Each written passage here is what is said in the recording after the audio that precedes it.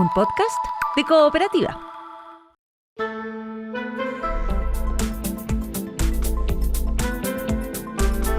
Hola Santiago, hola Chile, hola al mundo que nos sigue a través de cooperativa.cl. Primer café de jueves 14 de mayo, los jueves dedicados a la economía, con economistas. Cecilia Cifuentes, académica y directora del Centro de Estudios Financieros de la Universidad de los Andes.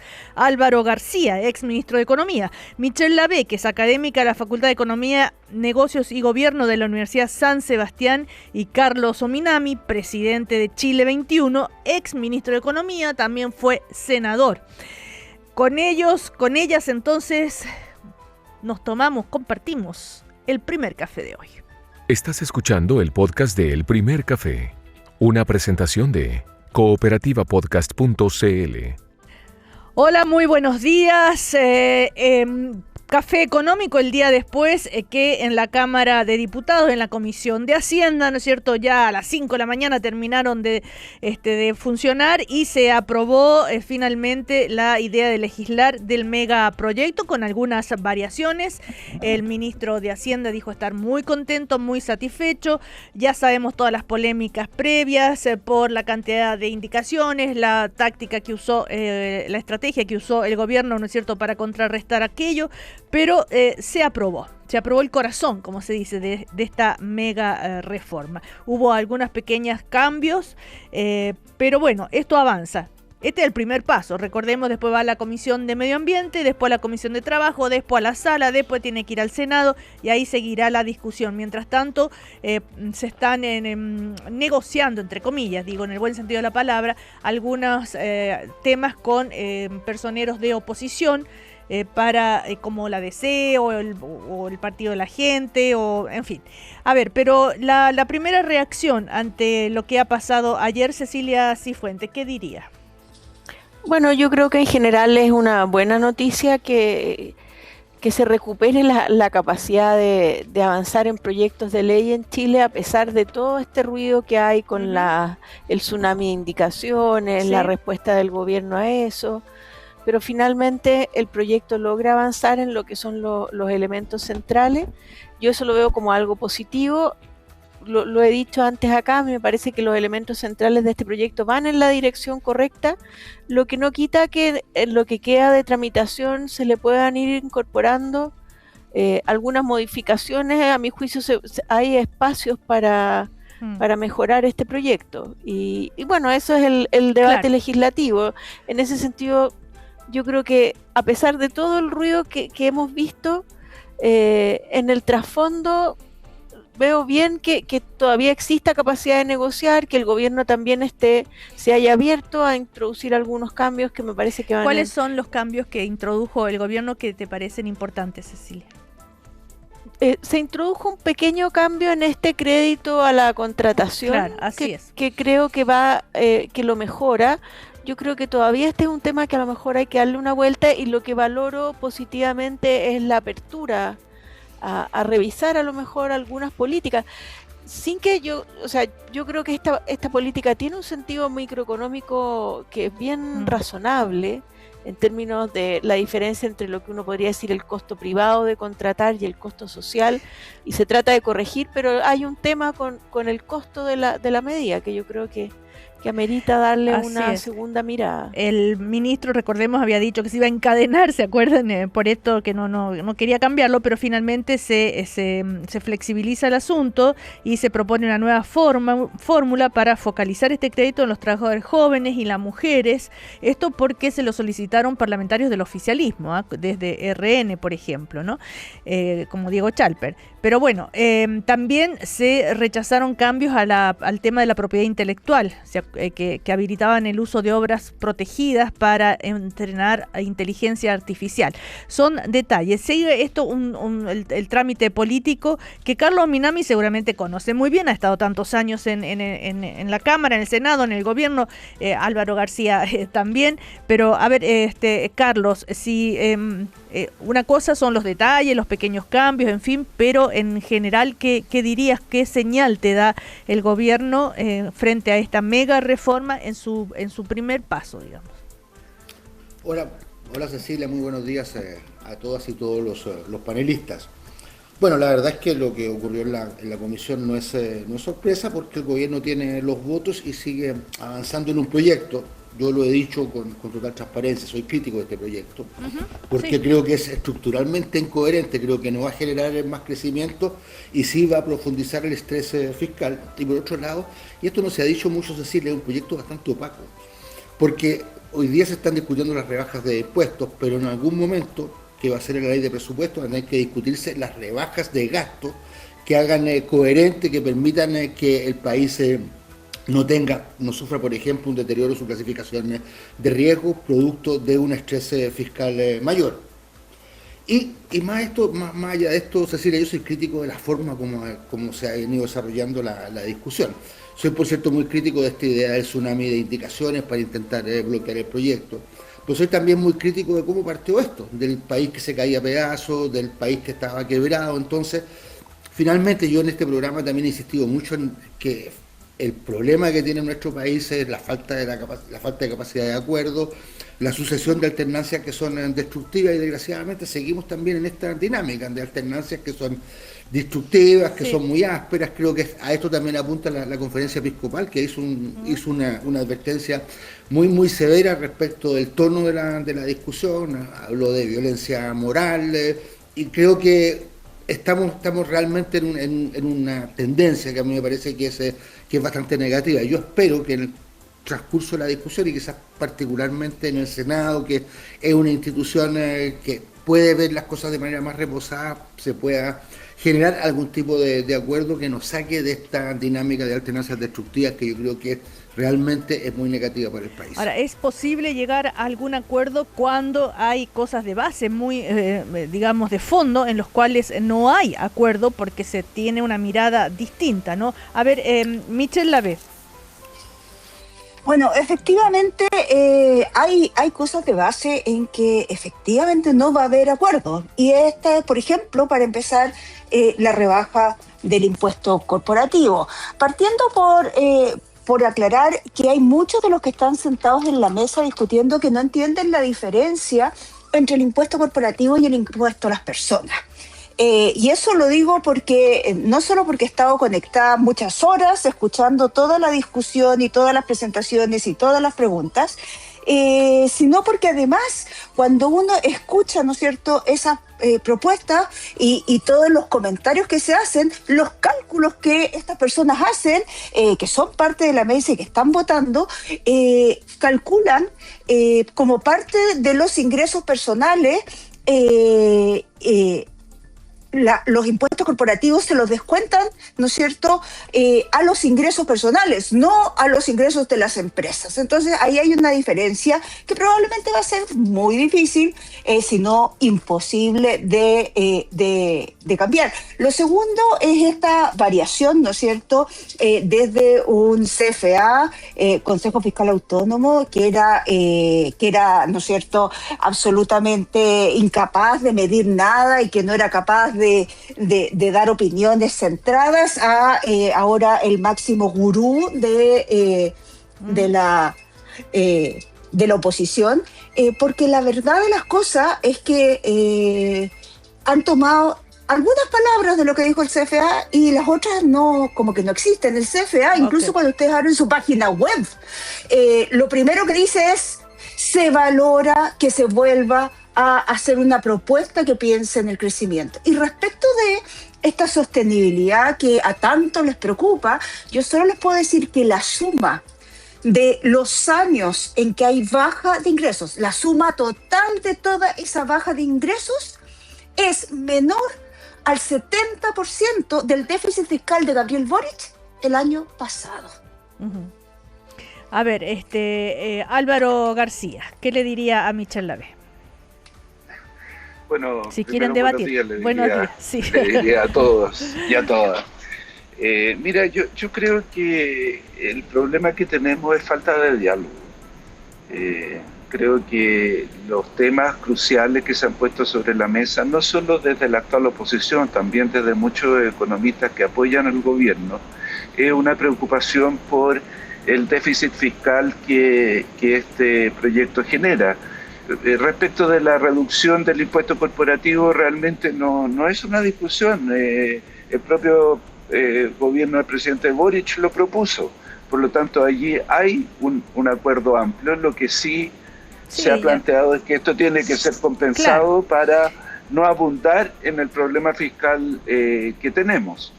Y la discusión de ayer, bueno, no hubo discusión realmente, se votó con el apoyo del Partido de la Gente y del actual oficialismo, sin realmente discutir el fondo del asunto.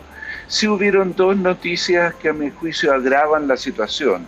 Uno fue el informe financiero que modificó el déficit fiscal esperado, lo incrementó nada menos que en un 50% cada año. Por lo tanto, el proyecto está aún más desfinanciado de lo que originalmente se propuso. Y segundo, afortunadamente, a mi juicio, se votó en contra de la eliminación del CENSE, que era la única fuente permanente de incremento en los ingresos para financiar el déficit fiscal. Por lo tanto, el problema central que se ha identificado por muchos, ciertamente por el Consejo Fiscal Autónomo, por el Fondo Monetario Internacional y por una enorme cantidad y muy transversal de economistas, es que este proyecto va a aumentar el déficit, con ello va a incrementar el endeudamiento y probablemente hacer más gravoso el capital y con ello afectar la inversión. Por lo tanto, la discusión más sustantiva, a mi juicio, sigue pendiente y los problemas que tiene el proyecto también están vivos. Ahora, ustedes dicen, tanto Carlos como tú, Álvaro, el problema es la falta de diálogo, de acuerdos, de acuerdo. ¿Se puede llegar a acuerdo cuando se piensa tan distinto, cuando se tiene una mirada de cómo se hace para crecer tan distinta, Cecilia? Bueno, depende hasta dónde uno quiera que llegue este acuerdo. La verdad que yo creo que hay capacidades de construir acuerdos con algún sector de la centroizquierda, pero hay un sector de la izquierda que yo creo que no van a rechazarle todo al gobierno independiente de lo que sea. Entonces, esta idea de un acuerdo amplio finalmente es como una forma de no avanzar si es que uno pretende que, por ejemplo, el Partido Comunista o el Frente Amplio se abran a la posibilidad de bajar la tasa de impuesto corporativo. Ya han dicho que no. Pero sí creo que existe algún grado de acuerdo con sectores de la centroizquierda en algunas A ver, pero materias. Cecilia, tú leíste el documento de los centros de pensamiento progresista que se planteaban su disposición a conversar sobre justamente la rebaja del impuesto corporativo, pero ponen una serie de otras medidas y ahí podría estar la base de un acuerdo, ¿no es cierto? Pero no lo veo ahí, porque en el fondo ahí lo que se plantea es una baja del impuesto de primera categoría menor que la que plantea el gobierno, sin reintegrar, exactamente, pero subiendo otros impuestos. Bueno, pero esos son los de centro izquierda que tú dices que se puede llegar a un acuerdo. Entonces, no, porque también, o sea, yo creo que está instalada esta idea que la única posibilidad para financiar la baja del impuesto corporativo es subir otro impuesto. Pero la verdad es que cuando uno analiza lo que ha sido la trayectoria del gasto público en los últimos 10 o 15 años, para mí es súper evidente que existen espacios de eficiencia. Yo creo que hay, y esto lo he dicho muchas veces, hay grados de captura. Entre el 2012 y el 2025, el gasto público aumentó en 3 puntos del PIB. Casi la mitad está explicado por sueldos y salarios y viene por burocracia en el fondo. Casi la mitad de esos 3 puntos del PIB es burocracia. Otra parte muy importante son los subsidios. Por supuesto que ahí hay temas que no son factibles de reducir, como puede ser el gasto en PGU, pero sí hay otros que son factibles de reducir por este concepto del abuso de los beneficios o lo que se ha llamado el fraude social. Yo creo que este tema es súper relevante, el tema del fraude social, porque finalmente aquí hay un tema ético. De por personas supuesto, que pero todo eso Estado, alcanza a compensar eso que la oposición dice que va a generar tanto déficit. Todo eso tú dices, ¿alcanza a compensar el déficit, ese ahorro? Son 3 puntos del PIB de aumento de gasto. Yo creo que probablemente hacerlo en un año es muy difícil, pero hacerlo en forma gradual. Yo creo que esto es algo en respuesta a los ciudadanos que entregan sus impuestos al Estado, es un imperativo ético que esa plata se gaste bien y no que llegue a personas que no son los que deberían recibir esos beneficios, o que se gaste simplemente en un Estado que funciona mal, que es ineficiente, que ha ido creando servicios, nuevos departamentos, como lo hemos conversado tantas veces, Cecilia, ¿verdad? Hay una duplicidad de funciones. Tenemos un Estado que funciona con una cultura de silos, que no coopera entre ellos. Hay mucha duplicidad de gasto.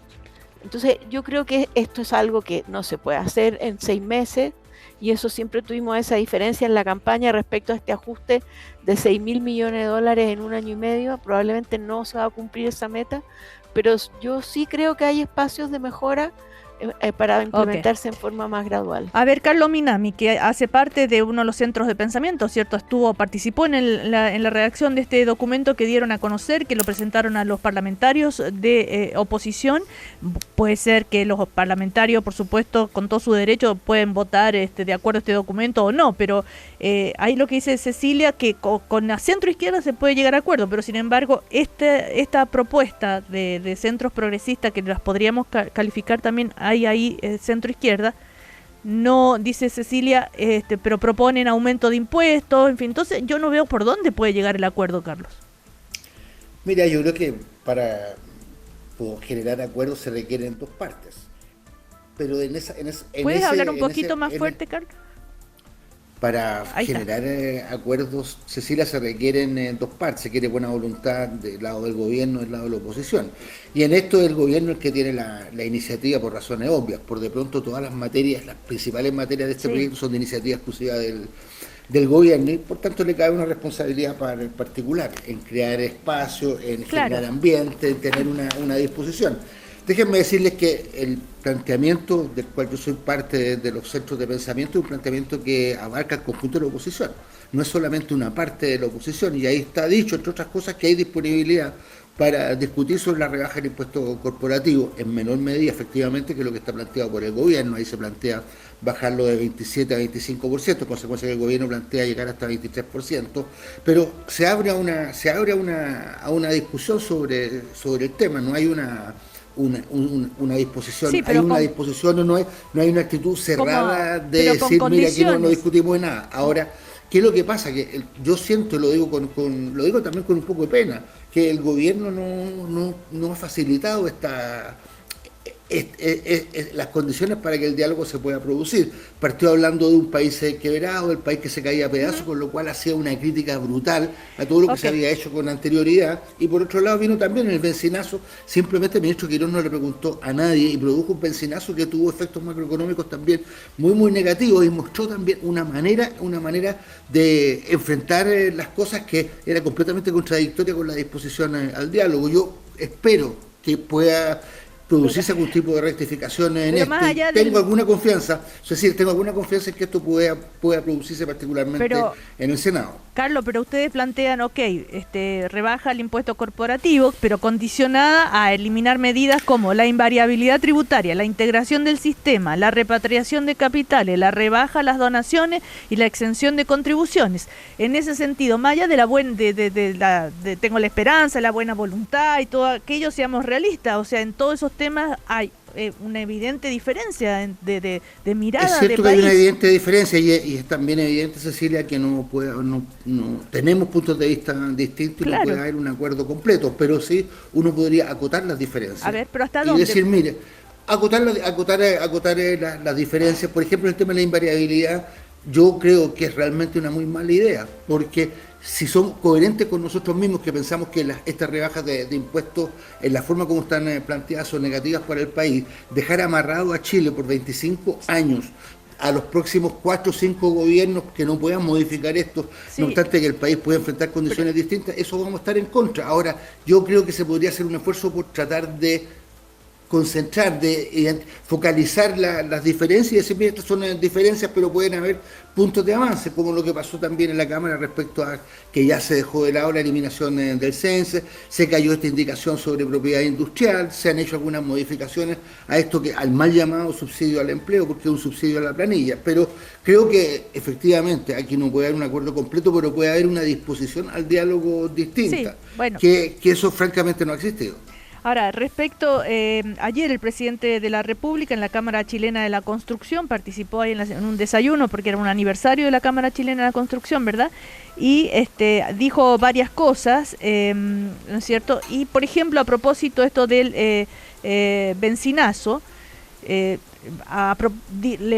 hace cargo de esto de que bajó de las encuestas por la razón esto de que subió, ¿no es cierto?, el precio de la benzina, pero dijo que en el gobierno de Gabriel Boric, ¿no es cierto?, se usaron los fondos del MEPCO para que no se suba el precio de la benzina producto de la guerra de Ucrania, y dijo, podríamos haber pedido los mismos 3.000 millones que pidió el gobierno anterior para la crisis de Ucrania. Y aunque ustedes no lo crean, habiendo gastado los 3.000 millones al 1 de julio, en la cuenta pública llegó con un 30% de adhesión. Y yo todavía tengo un honroso 40%, pero sin haber malgastado los recursos públicos y hablando con la verdad. Entre otras críticas también que hizo al gobierno del presidente Boric, cuando dijo en la administración anterior no se avanzó nada, el desempleo aumentó, la inversión bajó, el crecimiento igual a cero. O sea, con esa disposición del presidente Kast está muy convencido y muy decidido a seguir adelante con su proyecto. Michelle Lavé, ¿verdad? ¿Así lo lees tú? Sí, y con así lo leo, efectivamente. Y defendiendo muy fuertemente las medidas que se han tomado desde el punto de vista de Hacienda. Así es, porque lamentablemente lo que nos demuestra la historia, lo que nos demuestra, incluso reconocido por Repetto y Mico, ¿no es cierto?, que se equivocaron. Ellos pensaron que el impuesto corporativo no iba a afectar la inversión, así lo dijeron, y está comprobado que fue errado. La inversión cayó de una tasa de crecimiento de 9,5% a una tasa de crecimiento de 1,2%. Y si en los próximos años las actuales autoridades llegan a decir, ¿sabe qué? ¿Nos equivocamos?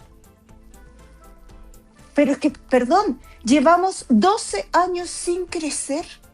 12 años. ¿Qué es lo peor que puede pasar? ¿Que sigamos sin crecer? Bueno, eso ya lo tenemos asegurado si no se aprueba esta ley. La verdad de las cosas es que yo entiendo que aquí hay un odio parío a ciertos sectores que se percibe en todas las discusiones. También entiendo que la izquierda sea incapaz de asumir que ganó con un porcentaje gigantesco un gobierno de derecha y que la gente apoyó ese gobierno con las propuestas que hoy día están en el gobierno. Y por lo tanto, a mi juicio, la gente, los chilenos, los ciudadanos que fueron a votar, estuvieron de acuerdo con esta propuesta y por lo tanto corresponde para cualquier presidente llevarla adelante en la medida que tenga los parlamentarios para llevarla adelante. Álvaro García. Bueno, a ver, yo creo que afirmar que los chilenos estuvieron de acuerdo con esta propuesta cuando no la conocieron es un poquito apresurado, por decirlo menos.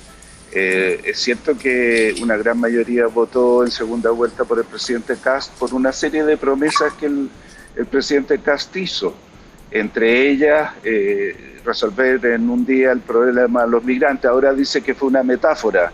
Bueno, los chilenos votaron por una metáfora entonces. Y respecto de lo que estamos discutiendo, aquí, como señalé antes, creo que a mi juicio las medidas que son efectivamente pro crecimiento tienen un amplio apoyo, pero hay muchísimas medidas que no tienen nada que ver con el crecimiento. Sí. Y para financiar esto, lo que se ha propuesto es reducir el gasto fiscal Y ya hemos comprobado en este gobierno, no solo en los anteriores también, que no es tan fácil. Este gobierno partió diciendo que iba a disminuir un 3% el gasto fiscal, al ratito tuvo que decir que en seguridad no iba a ser así, que en desarrollo social tampoco iba a ser así, que en vivienda tampoco iba a ser así, por lo tanto no le resultó. Después dijo que iba a disminuir en 6.000 millones de dólares, esto lo dijo durante la campaña, nunca quiso decir cómo lo iba a hacer. Ahora el Ministerio de Hacienda transparentó una propuesta que implica reducir la pensión garantizada universal, el subsidio único familiar, el transporte público en la región metropolitana, todas medidas muy requeridas por la población de carácter social que el gobierno había dicho no lo iba a tocar. Por lo tanto, cumplir con la palabra que este gobierno ha empeñado se ha mostrado muy difícil, y ese ha sido el principal reclamo, no solo de la oposición, de un arco muy amplio de economistas que dicen bien el procrecimiento, mal el hecho de que este proyecto deteriore las cuentas fiscales y por lo tanto convengamos cómo resolverlo. Bueno, vamos a ir a comerciales. A la vuelta seguimos debatiendo ustedes, ¿no?, por este tema que ha copado la agenda económica. Ya volvemos. Estás escuchando el podcast de El Primer Café, una presentación de cooperativapodcast.cl. Seguimos en el Primer Café de hoy con economistas. Estamos con Carlos Ominami, Michel Lavé, Álvaro García, Cecilia Cifuentes. Han comentado ya lo que pasó anoche en la Cámara de Diputados, primer paso, que se aprueba, ¿no es cierto?, la idea de legislar en la Comisión de Hacienda de este megaproyecto que tanta comentario, polémica o distintas opiniones ha generado. Conocemos ya de memoria las razones por las cuales la oposición se opone en gran parte de este proyecto, ¿no es cierto?, los argumentos y los argumentos de uno y de otro. Ahora, ya estamos, ¿no es cierto?, en el momento de qué es lo que se puede lograr, qué es lo peor que le puede pasar a Chile, Carlos Ominami, si se llegara a aprobar este proyecto. Carlos, ¿estás ahí? Ya, está muteado, parece, Carlos, ¿no? Ahora, y otro tema interesante que les quería preguntar es sobre los dichos del ministro de Hacienda en el Chile Day, cuando él les plantea a quienes estaban escuchando, algunos dicen que no podemos bajar impuestos sin subir otros. ¿Por qué no? Lo dicen algunos grupos de interés que tienen capturado al Estado. Y ahí pone el ejemplo de Canadá. Canadá dice donde es del 13%. Y les dijo, quizás deberían ir a Chile y explicarle eso a la Cámara de Diputados, porque parece que estamos demasiado lejos y las noticias llegan tarde. Ahí hay un ejemplo. ¿Podemos hacer un paralelo entre Canadá y Chile, Cecilia Cifuentes? O sea, yo creo que es difícil comparar en esa forma las tasas de impuestos. Ahora, esto es un argumento cierto, o sea, el impuesto no es lo único que importa, y de hecho yo creo que los temas de certeza jurídica pueden a veces ser más relevantes, pero esa diferencia en la tasa sí muestra un punto que el gobierno anunció desde la campaña, y ahí hay un tema.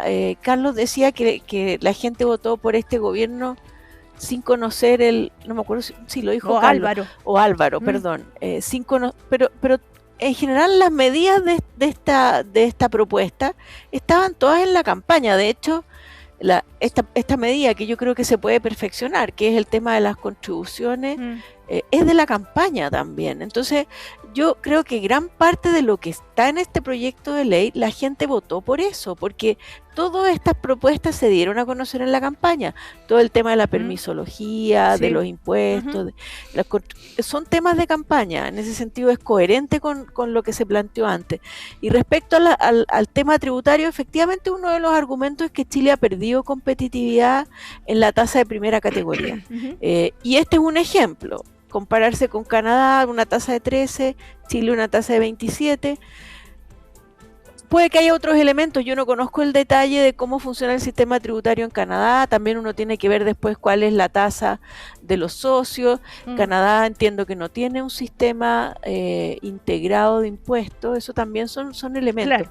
Pero efectivamente es una señal de que nuestra tasa de primera categoría es alta, y a eso se suma lo que a mi juicio es peor, que es lo que hemos hecho en Chile en los últimos 15 años, que es deteriorar enormemente la certeza jurídica de los inversionistas.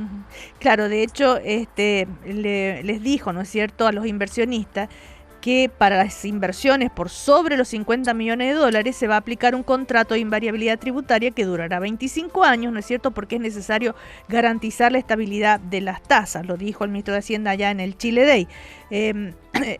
Carlos, ahora sí estás conectado. Sí, estoy conectado. Ya, y yo hablaba, ¿no es cierto?, que ya conocemos de memoria las razones por las cuales ustedes se oponen y por las razones por las cuales el oficialismo lo defiende, ¿no es cierto? Pero yo te preguntaba, a ver, suponiendo que se aprobara, ¿qué es lo peor que le puede llegar a pasar a Chile, donde está el gran temor, así, en fácil?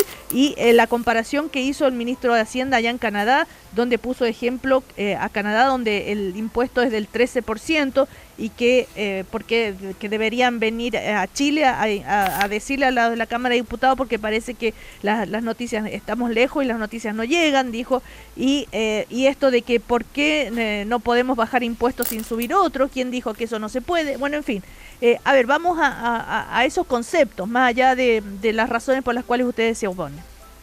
Mira, asumamos que el proyecto se va a aprobar, ojalá que con algunas modificaciones que lo hagan menos malo, pero eso va a ocurrir así. Y yo anticiparía que en los próximos meses va a ir quedando en evidencia de que el déficit se mantiene, que incluso se puede estar agravando, y ahí va a quedar en evidencia también como este proyecto opaco que no habló, que no puso sobre la mesa la discusión sobre los recortes necesarios para poder ajustar las cuentas fiscales, va a quedar planteado. El gobierno nos va a decir, cuando se mande la ley de presupuesto, mire, la verdad es que estamos con problemas con el déficit fiscal y aquí tenemos que hacer estos recortes que son enormes. En ese momento va a quedar en evidencia que el planteamiento que nosotros hacíamos era lo Pero ya obvio. no hay solución en ese momento.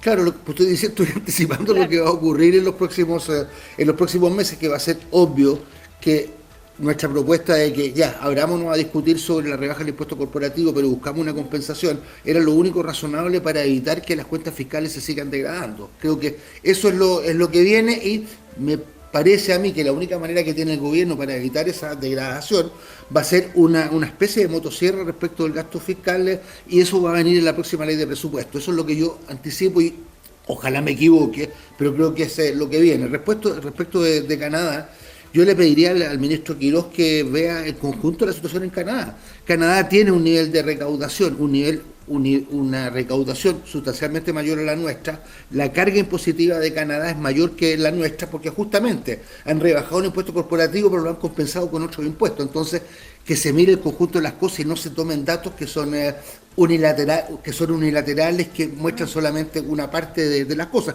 Yo le pediría al ministro Quirós, mire bien cuál es la recaudación en Canadá, mire bien cuál es la cobertura social que existe en Canadá, y eso se ha podido financiar justamente con una recaudación sustancialmente mayor como proporción del producto que la que tenemos hoy día en Chile. Michelle Lavé, hace un ratito tú hablabas de odio, o sea, tú eras más clara en el sentido de que acá hay diferencias de fondo. Yo bien nunca he dicho odio, esa palabra yo no la mencioné. No, odio parido, ¿no dijiste? Que hay un sector que tiene un odio parido a otro sector, algo así dijiste, sí. Pero bueno, no importa. Un rechazo, digamos, ¿ok? Pero lo dijiste. Pero, o sea, dando cuenta, tú eres más clara en el sentido de que hay diferencia de fondo muy evidente. ¿Cómo ves el futuro, suponiendo que esto se aprueba y en 4 años más cambia un gobierno? ¿Cómo la estabilidad, y esto es, si se aprueba este proyecto, ya no hay posibilidad de reforma en el futuro, incluso si tuviera mayoría otro sector político? Sí. Antes de tu pregunta quiero responderle a Carlos, porque sí. Carlos dice que en el fondo el problema es que en Canadá, ¿no es cierto?, hay la tasa de recaudación es mucho mayor. Y en eso tiene toda la razón, es mucho mayor. Pero ¿sabes por qué? Porque se le cobra a todas las personas. Todos los canadienses pagan impuestos, y no solo pagan impuestos IVA, pagan impuestos personales. En Chile ha habido una tendencia general, no de un solo sector, pero de todos están absolutamente en contra de subir el impuesto personal, porque en Chile paga solo el 25% de las personas. El otro 75% está no paga nada en impuesto personal. ¿Qué produce eso? Eso produce dos efectos. Primero, si yo no estoy pagando impuestos personales, no me doy cuenta de que los impuestos no son del Estado, son de todos los chilenos y que por lo tanto esa plata se tiene que gastar bien. Cuando yo no me importa cómo se gaste esa plata ni a quién se la regalen, entonces, porque aquí lo que ha pasado, ¿no es cierto?, es que había una cantidad de fraudes al fisco gigantescos en que la plata pasa, ¿no es cierto?, a donde no corresponde. Y solo recordar, ¿no es cierto?, lo que pasó en Codelco, que se pagaron, ¿no es cierto?, bonos por cantidades de cobre o producción que no se había realizado, pero a nadie le importa. Yo no he visto a nadie, en el fondo, inmolándose por algo que a mí me parece una aberración. Si esa plata es para la gente que tiene menos recursos. Entonces, solo déjenme decirles que aquí el gran problema es que quieren cobrarle siempre, ¿no es cierto?, a las empresas y a las personas de más recursos, que son las únicas que invierten, por cierto. Por eso es que cuando se suben los impuestos a las empresas, deja de haber inversión. Y no se habla del tema de subir el impuesto a todas las personas, que es lo que debería hacerse, es lo que ha recomendado innumerablemente la OCDE, el Fondo Monetario Internacional, para Chile, no en general, para Chile, y que aquí nadie escucha.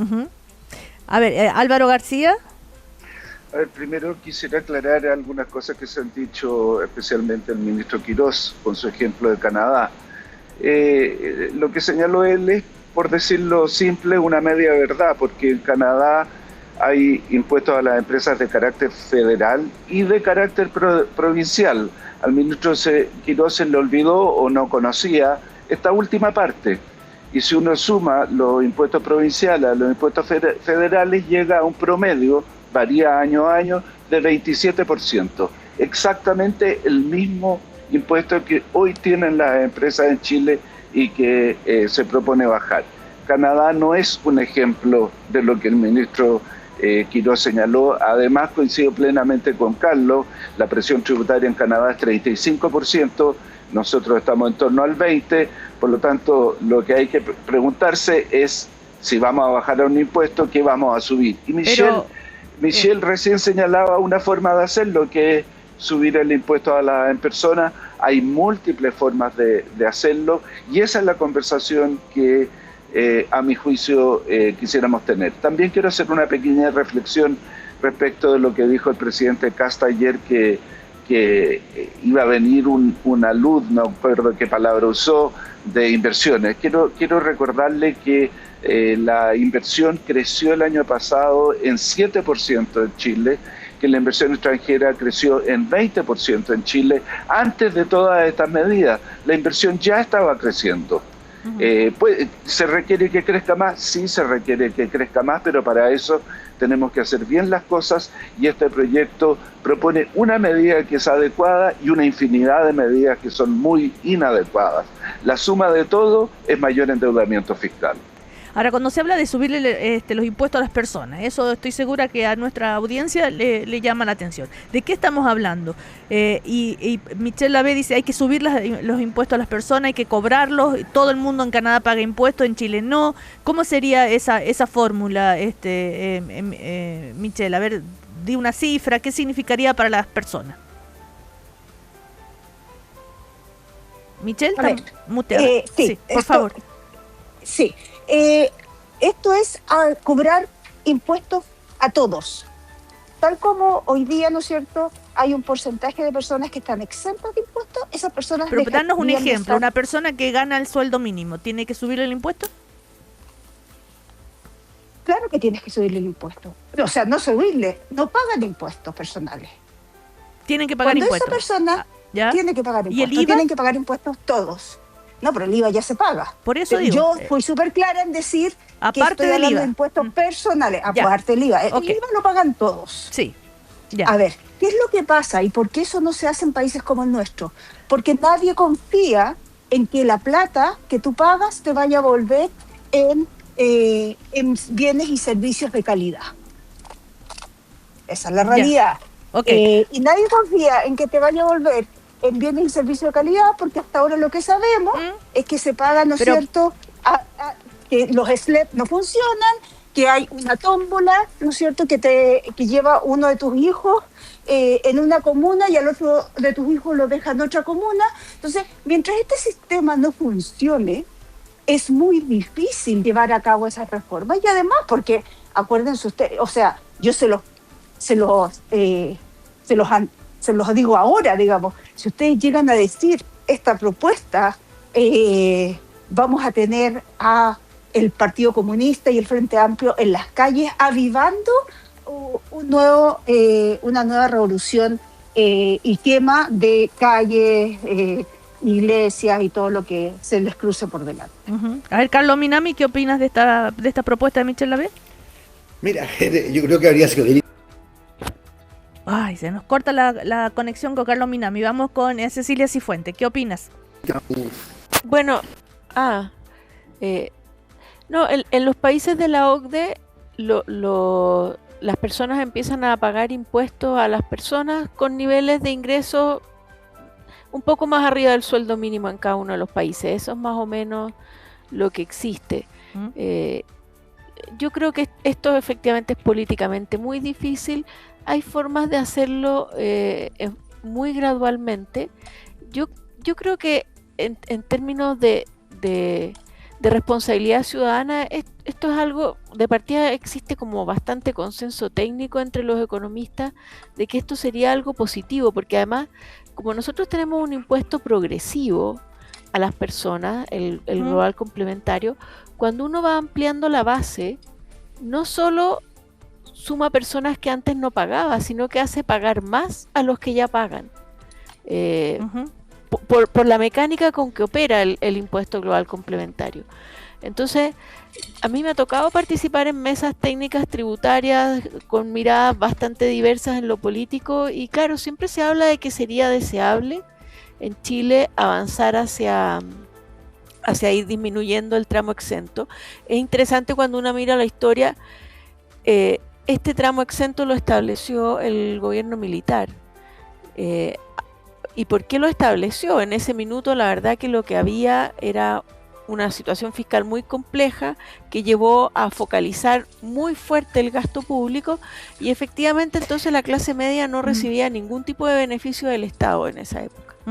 Entonces puede parecer coherente que si no reciben ningún beneficio del Estado tampoco paguen impuestos a las personas, pero esa ya no es la situación de Chile.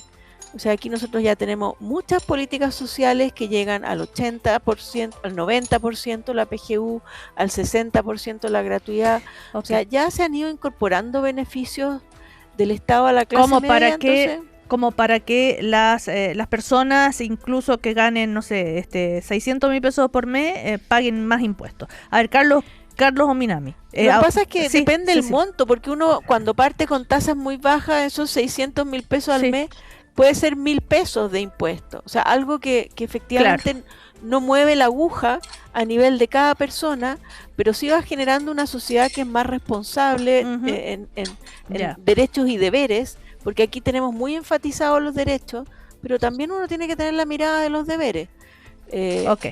Los derechos son... o sea, llegan más beneficios a los que menos tienen, los impuestos pagan más los que más tienen, pero hay una lógica más razonable en esa mirada. Aquí queremos cada vez más derechos y más amplios, pero no se puede hablar de que de a poco y en forma muy gradual hay que ir incorporando a más personas a la tributa, como ocurre en los países de la OCDE, por lo demás. A ver, espera, que a partir del salario mínimo la mayoría ya empieza a pagar impuestos. Sí. A ver, Carlos Minami, ahora sí. Mira, hay varias cosas. Yo creo que ha quedado en evidencia que la referencia a Canadá era una muy mala comparación, porque el impuesto finalmente que pagan las empresas es en torno al mismo que se paga en Chile, y la recaudación es en torno al 35%, es decir, más de 12, 15 puntos por sobre la recaudación que existe en Chile, y por tanto no existe el problema del estrés fiscal que tiene nuestro país.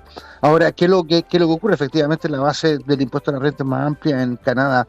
¿Por qué razón? Porque la gente puede pagarlo. Ese es el tema de fondo. Entonces, cuando Michelle Lavé dice ampliemos la base del impuesto a la renta, está diciendo algo que finalmente es muy delicado. si se trata aquí de tener un gobierno que ponga por delante los intereses de las clases medias, por ejemplo, lo que se está diciendo aquí es que la clase media tiene también que comenzar a tributar el impuesto a la renta. ¿Y eso qué es lo que va a significar? Una disminución del poder de compra en la clase media. Eso va a significa una disminución de los ingresos. Entonces, yo estaba diciendo que habría sido muy interesante que este tema se planteara durante la campaña, porque creo que los resultados podrían haber sido bastante distintos. Y yo no sé si este planteamiento, una vez que quede en evidencia, Cecilia, durante los próximos meses, que nuestro país continúa con un estrés fiscal que puede incluso agravarse, yo no sé si se va a plantear una cosa de este tipo. Uno tendrá que decirle, mire, la verdad, ustedes son bastante divertidos. Le redujeron el impuesto a las empresas, le permitieron a la gente de altos ingresos funcionar sobre la base de la integración del sistema, pero ¿quién va a pagar la cuenta? La tiene que pagar la clase media, porque vamos a ampliar la base tributaria. Eso va a significar que unas personas que ganen $1 millón de pesos tengan que tributar en impuesto a la renta también. Es que está diciendo algo que no es cierto. Este gobierno nunca ha planteado esto.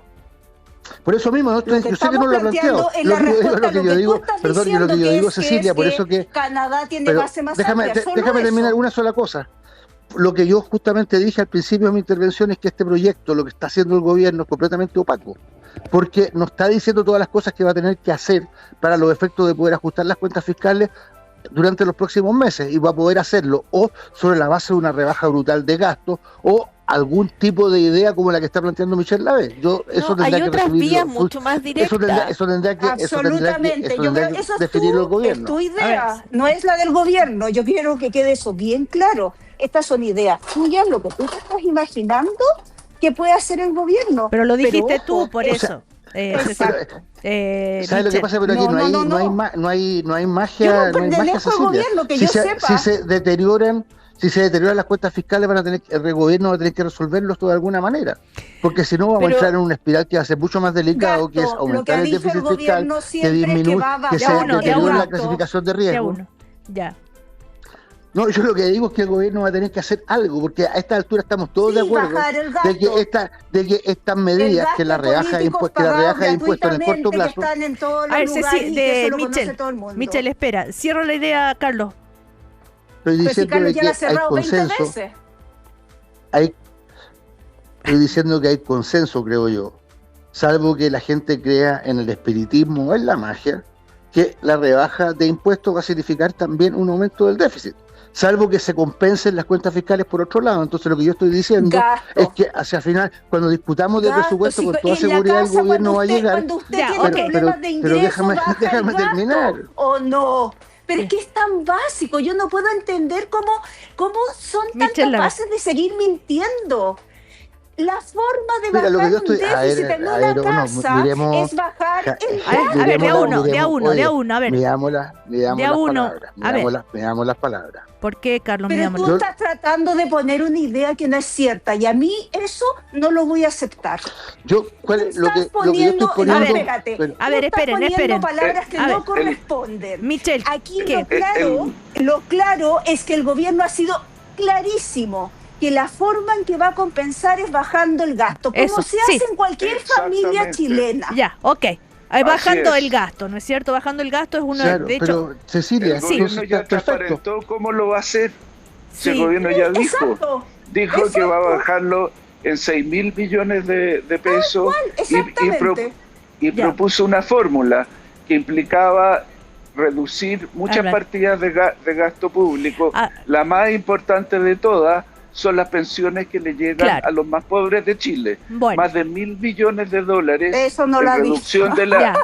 ¿Cómo que no? Sí, está en el oficio del Ministerio de Hacienda. El oficio lo que dice es la gente que engañó al sistema diciendo que no tenía recursos y los tenía. Vamos a ir a comerciales. No, se dijo $1.000 millones en PGU. Sí. Y reducción del transporte público, reducción de los subsidios, de los desayunos escolares. Esa es la fórmula del gobierno. Vamos a ir a comerciales. Reducir impuestos y que lo paguen los pobres. A la vuelta vamos a hablar de un... vamos a la vuelta, unas palabras sobre los recortes actuales. Está el Colegio Médico con una declaración pública rechazando el decreto 333 que instruye recortes muy importantes en el área de salud. Ya volvemos. Estás escuchando el podcast de El Primer Café, una presentación de cooperativapodcast.cl.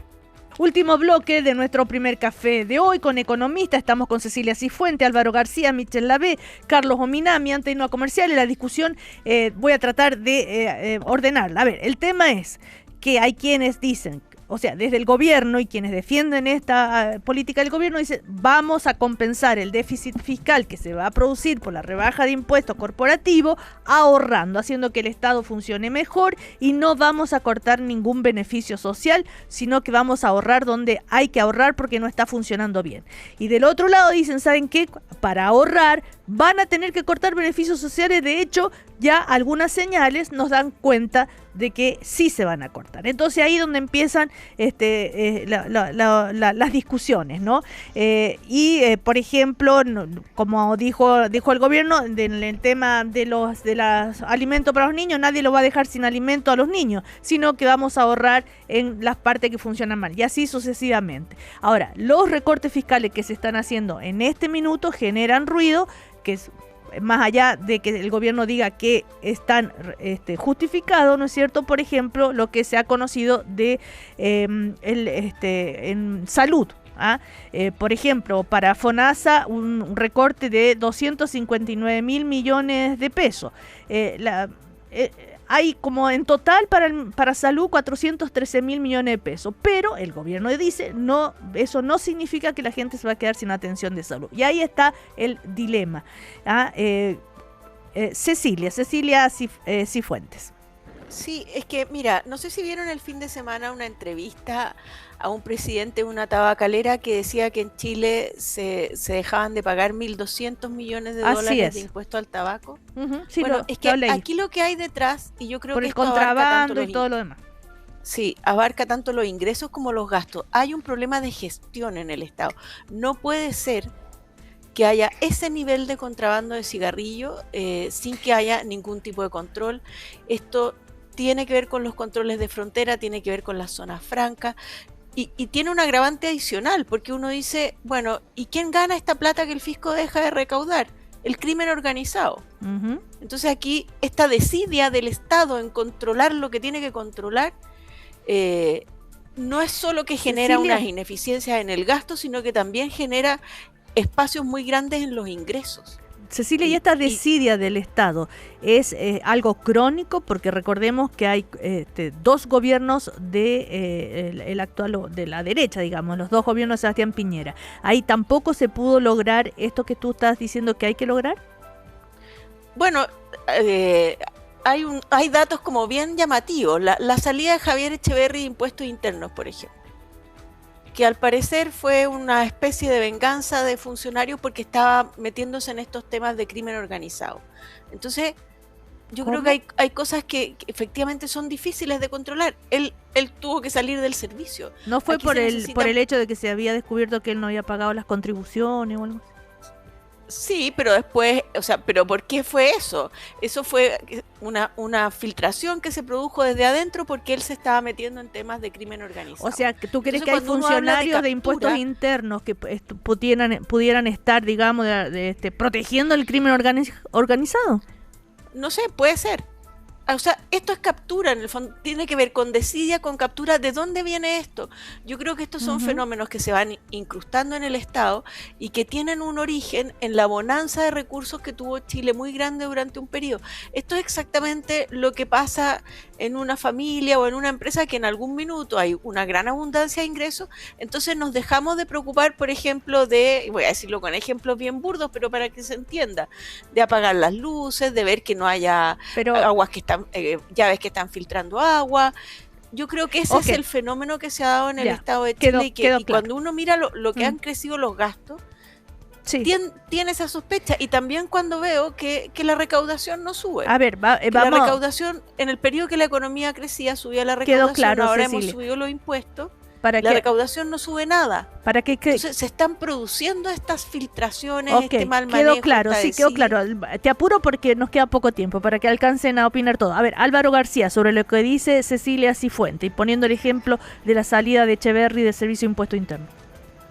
Yo coincido con el criterio de Cecilia en el sentido de que este proyecto requiere compensaciones.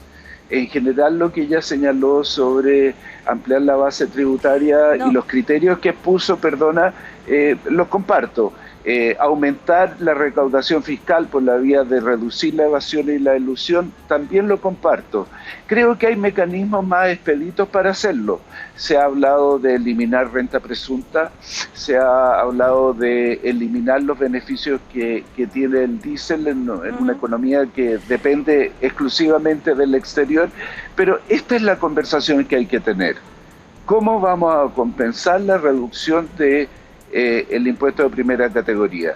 Y también incluir en esa conversación la eliminación de ciertos gastos gigantescos que este proyecto tiene y que no se justifican. El más evidente de todo son los 1.600 millones de dólares dedicados a la planilla laboral, que no genera ningún Pero Álvaro, empleo. estábamos hablando de cómo funciona el Estado, porque los argumentos estos de que no están de acuerdo en la reforma ya los conocemos, pero cómo funciona el Estado, lo que dice Cecilia Cifuentes, es bastante...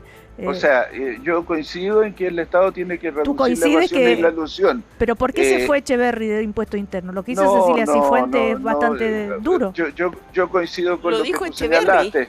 Fue evidente por qué se fue. Yo creo que lo importante en esta materia es en qué va a reducir el gasto del Estado. Esto fue parte de la campaña presidencial porque el candidato Casta en ese momento habló de los 6.000 millones de dólares. Pero muchos le preguntamos de dónde van a salir. Pero Álvaro, ¿por qué tú Pero es que ahora se transparentó. Claro, pero ¿por qué tú dices que sí va a reducir la PGU, sí va a quedarse sin alimentos los niños, y no le crees al gobierno cuando dice no, vamos a reducir, pero no vamos a terminar con los beneficios sociales? Es que el gobierno hizo un listado de cosas que quería reducir. Sí. Después se desdijo de algunas, no se ha desdicho aún de la PGU, que era la más importante de las reducciones de gasto que propuso. La PGU lo que dijo es vamos a reducir, pero sin tocar las pensiones, sino que quitándole las pensiones a quienes se hacen pasar por gente que lo necesita, pero no lo necesita. 1.000 millones de dólares. Es imposible hacerlo. Es imposible. ¿Qué quieres decir con eso? 1.000 millones de dólares. Eso fue lo que decía el oficio del Ministerio de Hacienda, que se iba a reducir en 900, la verdad, 1.000 millones de dólares la PGU y en alrededor de 600 millones de dólares adicionales otras partidas de pensiones. Eso es afectar directamente a la población más pobre de Chile y especialmente a las mujeres. Tú no le crees al gobierno que con que reduciendo esa cantidad de recursos no se vaya a tocar las pensiones de las personas. ¿Eso? Imposible. Casi 1.500 millones de dólares de reducción en el sistema de pensiones solo puede afectar las pensiones. Ok, ahí está, a eso quería llegar. Ya, a ver, Michelle Lavé. Escucho. Ya, o sea, quedó claro el punto, o sea, hay quienes... ¿Qué te voy a decir? Si él dice que no cree, no cree. Ya, o sea, esa es la diferencia, pero está claro que claro, o sea, él no cree que se pueda recortar el gasto y yo lo entiendo, porque sus gobiernos son adictos al gasto. Adictos al gasto, ya. A ver, Carlos Minami. Mira, yo creo que estamos de acuerdo que aquí la rebaja de impuestos va a producir un mayor déficit y que hay que buscar compensarlo de alguna manera. Ojalá existieran formas de racionalización, como plantea Cecilia, del gasto. Yo estoy totalmente de acuerdo para trabajar en esa dirección. Pero por algo, Cecilia, el oficio de Hacienda no insistió, no dijo, mire, no dio instrucciones respecto a cómo racionalizar el gasto aquí, cómo racionalizar el gasto acá, sino que simplemente hizo un listado de rebaja en 142 proyectos 142 programas que responden a beneficios que hoy día se otorgan, y que eso curiosamente sumaba 6.000 millones de dólares. Entonces creo que la voluntad, la orientación del gobierno está muy clara. Ahora sí, por distintas razones, presión política, presión social, eso no lo pueden hacer, van a tener que buscar otras formas de ajustar el gas, de ajustar las cuentas fiscales, porque de otra forma vamos a tener un problema que es muy delicado, que es un deterioro de la clasificación de riesgo, lo que va a hacer que aumente la tasa de interés, y todo el discurso sobre el aumento de la inversión y el volver a crecer simplemente va a quedar completamente en falso, porque las condiciones para que eso ocurra se van a ver deteriorado. Pero Carlos, a ver, respecto, es que pongo ese ejemplo concreto porque le sirve a la ciudadanía. El ejemplo de cuando el gobierno dice, vamos a ahorrar tantos miles de millones y se sabe el tema de la PGU, pero no vamos a tocar las pensiones. ¿Tú coincides con Álvaro García que es imposible rebajar todo eso sin tocar las pensiones?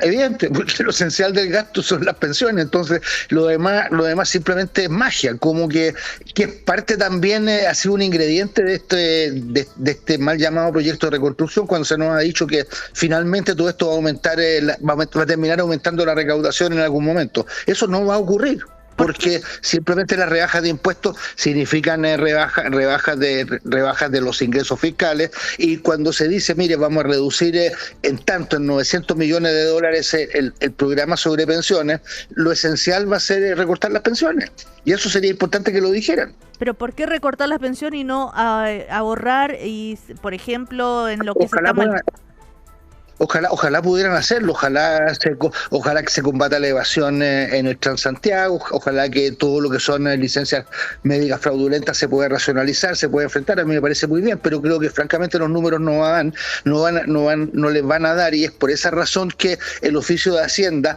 se fue por la vía de recortar gastos y recortar programas, y no por la vía de la racionalización del gasto, porque los márgenes para eso son bastante menores, si no ya se habría hecho. Michelle Lavé, ¿tú sabías de este recorte en salud de 413.000 millones de pesos?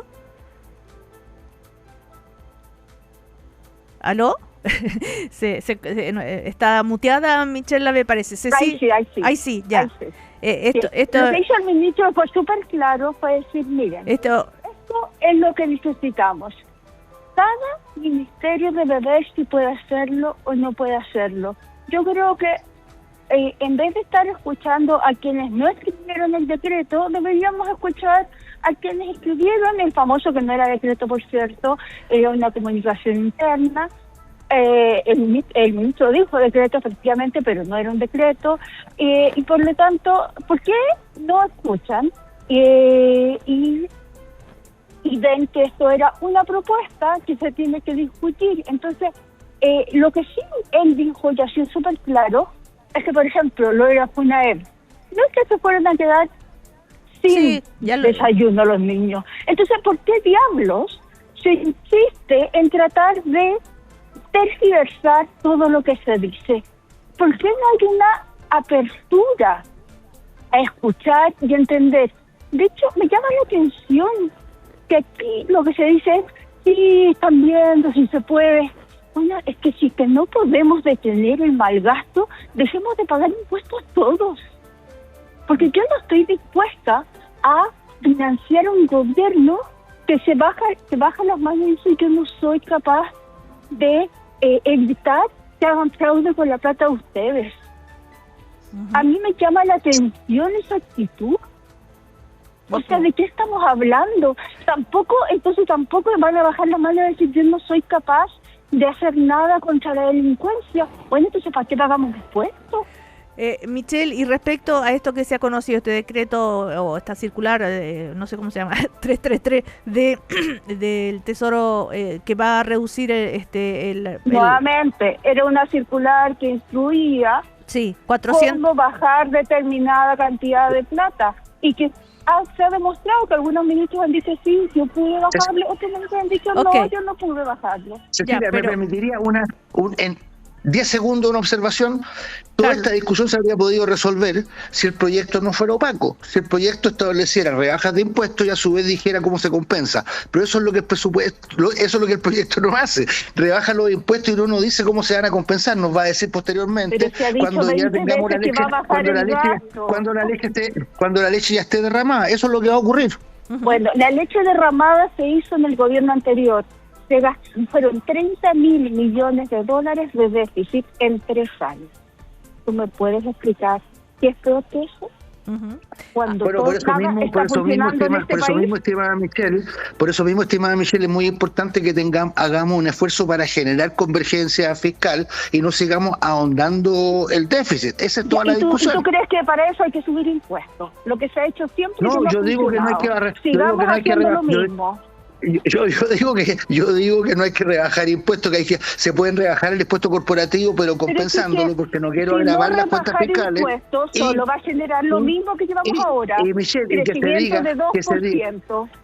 Michelle, que se diga transparentemente cómo se va a ajustar el gasto. Si tú crees que no haciendo nada solucionan los problemas, a mí me parece fantástico. No creo, no estoy de acuerdo en eso. La población chilena no estuvo de acuerdo con eso. Bueno, no van a llegar a acuerdo, evidentemente. Lo que hay que hacer acá es como un acto de fe, entonces, de que esto va a resultar, Cecilia. A ver, lo que pasa es que cada proyecto tiene riesgo. Efectivamente, en algún minuto se planteó y me tocó en una conversación con el ministro por qué no se incorporan las medidas de ajuste de gasto. Porque claro, ahí uno podía tener el riesgo de inconstitucionalidad en el proyecto, porque apuntaba a un objetivo que era el crecimiento. El gobierno ha dicho que va a hacer los ajustes de gasto.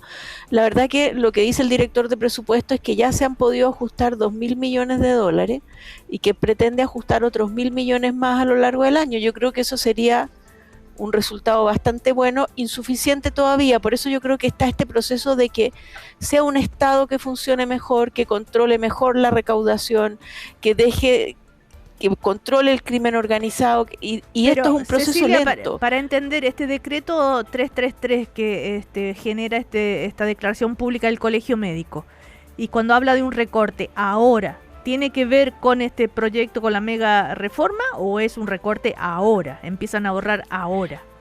No tengo claro. Lo que sí uno tiene clarísimo cuando mira los datos agregados del Ministerio de Salud, que es el ministerio en que el gasto más ha crecido en forma exponencial, un crecimiento exponencial del gasto público en salud, sin que veamos algo equivalente en los servicios que entrega. Esto lo ha detectado la Comisión Nacional de Productividad, que hay unos problemas de gestión enormes. Por supuesto que eliminar estos problemas de gestión no es un proceso fácil ni instantáneo, pero yo lo veo súper necesario. Y por supuesto que va a haber reclamos. Aquí el nivel de detalles que hay en cómo los mismos médicos usan a su favor el presupuesto fiscal para atender en horarios extra, que le salga más caro al Estado, está lleno de estos temas que yo creo muy importante eliminarlos. Es un tema de responsabilidad con la ciudadanía, el buen uso de los recursos públicos, mucho más todavía con el uso de los recursos privados. Uno podría pensar, si en una clínica privada hay problemas de gestión, bueno, eso afecta a los dueños de la clínica. Si en los hospitales hay problemas de gestión, esto nos afecta a todos. Entonces hay un deber ético de controlar lo que está pasando en el Estado hace tiempo. Y un detalle sobre la PGU. La PGU no se puede reducir en forma arbitraria por un gobierno. Esto es por ley. El gobierno no puede libremente decir, ya, la PGU ahora no voy a pagar los 250.000 pesos, lo bajo. Por lo tanto, efectivamente, yo no veo que exista la posibilidad de ahorrar 1.000 millones de dólares solo evitando el fraude. Es mucho menos que eso. ¿Y entonces? Lo que no quita, y esto no lo ha planteado el gobierno, lo aclaro desde el principio, yo sí creo que hay espacios para hacer modificaciones legales que racionalicen un poco el gasto de la PGU, por ejemplo, siendo más estrictos con los criterios para entregarle la PGU a los inmigrantes. En Países Bajos, por ejemplo, se entrega algo equivalente a la PGU con 50 años de residencia en el país. Aquí se entrega por 20 y esos 20 años no se controlan. Entonces ahí hay un espacio que uno podría estudiar. Y lo otro es el tema de la edad de jubilación. Había una forma fácil cuando se implementó la PGU de haber establecido que muy gradualmente se iba a ir moviendo la edad a la que se entrega la PGU. y no sé, cada un año aumentar un mes o cada 2 años aumentar un mes la edad, y eso también permite no solo generar esta idea de que es necesario ir prolongando la vida activa, sino que también ser más racional con ese gasto. Ya, ese otro gran tema, ¿no? Lo reitero para que no se malinterprete, no es una propuesta del gobierno, yo no tengo nada que ver con el gobierno, no estoy trabajando en el gobierno. A ver, es un debate, son ideas que se van planteando. Álvaro García, una frase para cerrar el primer café. Yo espero que este proyecto contemple más diálogo del que ha tenido. Creo que entre los economistas del país existe mucho más consenso que el que se está expresando, y hay que darle espacio a esa conversación. Ok, vamos a ver entonces qué sucede. Muchas gracias a Michelle Lavé, Cecilia Cifuente, Carlos Minami, Álvaro García. Hasta la próxima, que tengan una buena jornada. Chau. Chau, igualmente, que estén bien. Aquí termina el podcast de El Primer Café. Lo escuchas en vivo de lunes a viernes desde las 9 de la mañana y todos los días en cooperativapodcast.cl.